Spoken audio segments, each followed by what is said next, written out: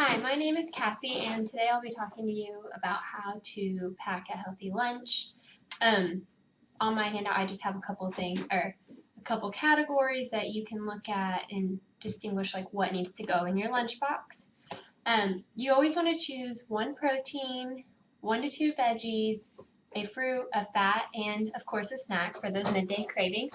The proteins, this can be anything from beans, egg whites, chicken breast, fish, tuna, tempeh, tofu, and you want to, for the meat proteins, keep it around 4 to 5 ounces. Tuna, 1 can, beans, a half a cup, and you just need one of those proteins in your lunchbox. You can always choose 1 to 2 veggies. This is usually about a cup per serving. And this can be anything: broccoli, salad, carrots, celery, cucumbers, Brussels sprouts. And you can bake these, roast these, steam these. There's always different types of varieties that you can cook these.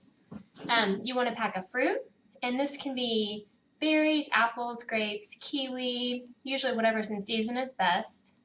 And you just want 1 cup per serving of that.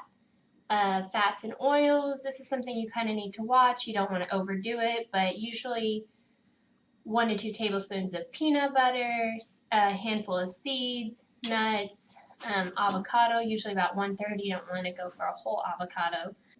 For your snacks, you can choose Greek yogurt, veggies with hummus, rice cakes with peanut butter, fruit like an apple and peanut butter.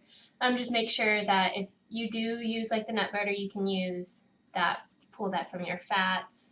And then you always want to make sure that you drink plenty of water throughout the day. Try and avoid soda, juice. I would recommend that you bring your own water bottle. That way you can refill it throughout the day and you don't have to worry about running to a water fountain all day. I hope that you learned something from this handout, and I really hope that you have a great day. Thank you.